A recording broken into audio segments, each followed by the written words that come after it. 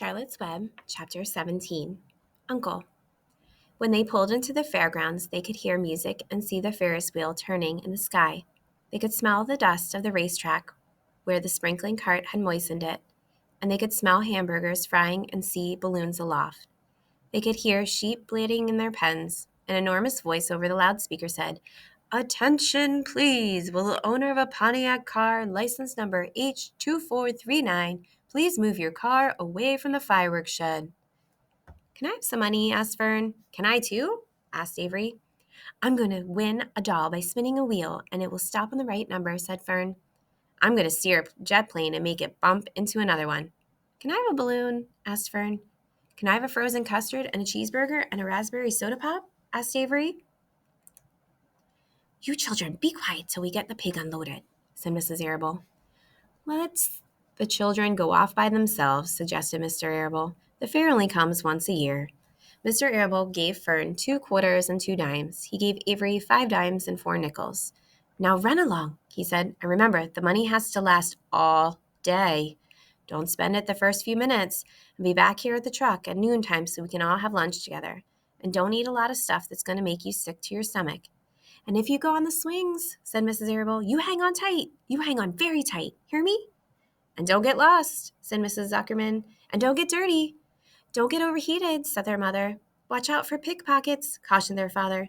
"And don't cross the racetrack when the horses are coming," cried Mrs. Zuckerman.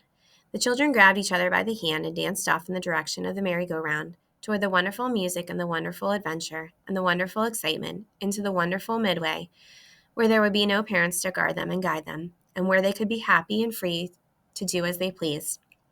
Mrs. Arable stood quietly and watched them go. Then she sighed. She blew her nose. "Do you think it's really all right?" she asked. "Well, they got to grow up sometime," said Mr. Arable, "and a fair is a good place to start, I guess." While Wilbur was being unloaded and taken out of his crate and into his new pig pen, crowds gathered to watch. They stared at the sign, "Zuckerman's Famous Pig." Wilbur stared back and tried to look extra good. He was pleased with his new home. The pen was grassy and it was shaded from the sun by a shed roof. Charlotte, watching her chance, scrambled out of the crate and climbed a post to the underside of the roof. Nobody noticed her. Templeton, not wishing to come out in broad daylight, stayed quietly under the straw at the bottom of the crate. Mr. Zuckerman poured some milk into Wilbur's trough, pitched clean straw into his pen, and then he and Mrs. Zuckerman and the Arables walked away toward the cattle barn to look at purebred cows and to see the sights. Mr. Zuckerman particularly wanted to look at tractors. Mrs. Zuckerman wanted to see a deep freeze. Lurvy wandered off by himself, hoping to meet friends and have some fun on the midway. As soon as the people were gone, Charlotte spoke to Wilbur. "It's a good thing you can't see what I see," she said. "What do you see?" asked Wilbur. "There's a pig in the next pen, and he's enormous. I'm afraid he's much bigger than you are." "Maybe he's older than I am, and I have more time to grow," suggested Wilbur. Tears began to come to his eyes. "I'll drop down and have a closer look," Charlotte said. Then she crawled along a beam until she was directly over the next pen. She let herself down on a drag line until she hung in the air just in front of the big pig's snout. "May I have your name?"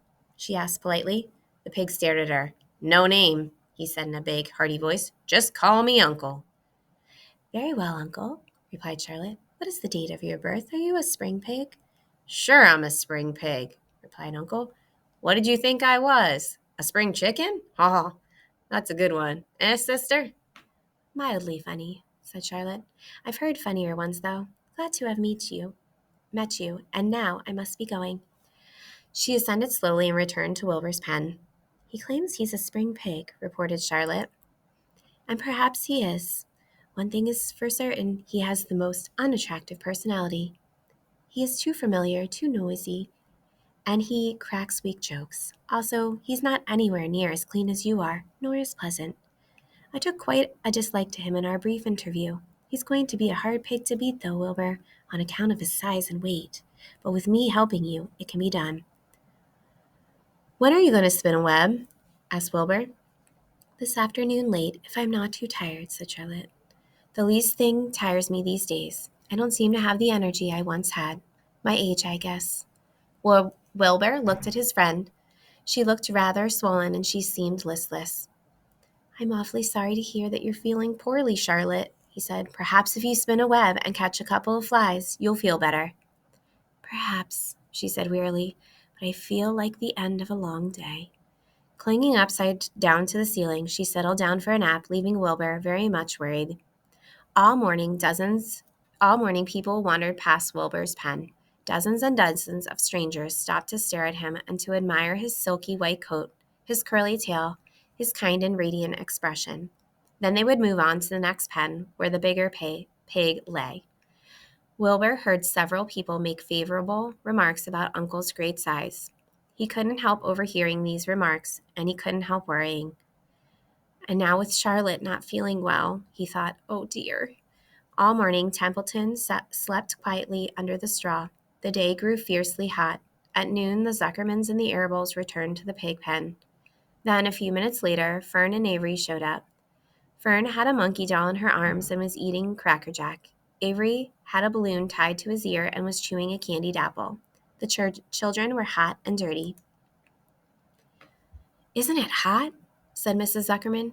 It's terribly hot, said Mrs. Arable, fanning herself with an advertisement of a deep freeze. One by one, they climbed into the truck and opened lunch boxes. The sun beat down on everything. Nobody seemed hungry. When are the judges going to decide about Wilbur? Asked Mrs. Zuckerman. Not till tomorrow, said Mr. Zuckerman. Lurvy appeared, carrying an Indian blanket that he had won. That's just what we need, said Avery, a blanket. Of course it is, replied Lurvy, and he spread the blanket across the sideboards of the truck so it was a little like a tent. The children sat in the shade under the blanket and felt better. After lunch, they stretched out and fell asleep.